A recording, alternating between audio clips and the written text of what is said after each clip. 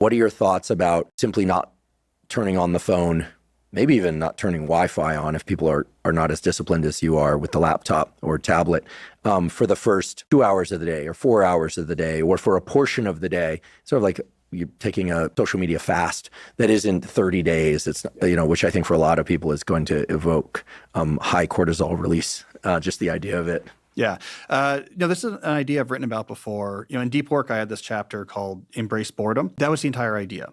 Right. So the idea was boredom by itself is not, I think, laudable. Right. There's a reason why it feels distressing. When things feel distressing, that's usually an evolutionary signal that there's something going on here. But what I was arguing in that chapter was exactly what you're talking about. You should have some moments every day where you're free from distraction, even though you could be accessing distraction and you want to. And like a little bit each day, 20 minutes each day, and then maybe a longer session once a week, like a couple hours. My argument for that was it's about breaking a Pavlovian connection in this sense, right? So if it's every time I feel boredom, lack of novel stimuli, I get this release of the phone.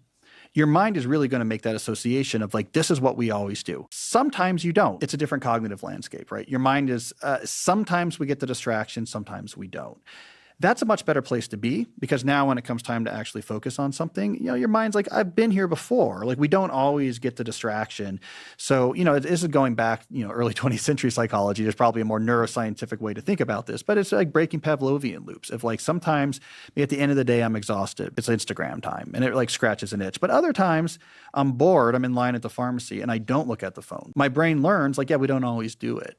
And so the idea is that, if you make boredom more tolerable, then you're much more likely to succeed with doing things that are boring but hard. And I think deep work, for example, is boring, just in the clinical sense if there's lack of novel stimuli. You're just doing the same thing for a long time. So I've always advocated for that, is like you shouldn't be super uncomfortable with boredom.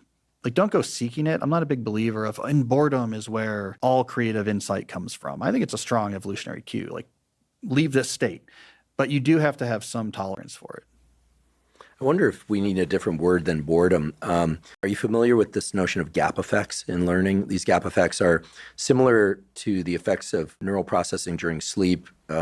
Focused attention with some agitation triggers neuroplasticity in learning, but it's during sleep, in particular deep sleep, rapid eye movement sleep, states of deep rest, maybe in some forms of meditation, that the actual rewiring takes place. And then there's this literature about gap effects, which have been demonstrated for music, for math, for many things, in which if people, say, are practicing new scales on the piano, for instance, but it could be any skill, and then they intermittently are cued by a buzzer to just stop and do nothing, the hippocampus, which is involved in learning and memory, replays the action, sometimes in reverse, just as it occurs during sleep, at a rate of maybe 20 or 30 times faster at the neural level. We're not talking about boredom. What we're talking about is pauses during which perhaps we are obtaining accelerated neuroplasticity. The gap effects certainly accelerate learning. I've talked about these in other podcasts, but I wonder whether or not this thing that you're calling boredom, so being in line to get some groceries and not taking one's phone out while the checker is scanning the groceries through and just not really doing much of anything, it's entirely possible that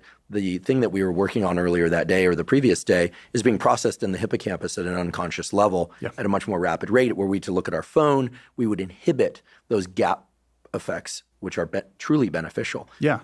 Well, I mean, professors feel this all the time, right? At least a lot of ones I've talked to with peer reviews. So I don't know if you've had this experience, but you're like reviewing a paper.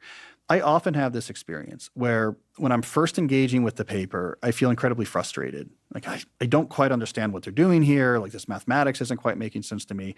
And it'll often be the fact I come back later. Like, well, let me just like write up what I have so far. And your understanding is like much, much better, right? So there's this sense of maybe something's been processing.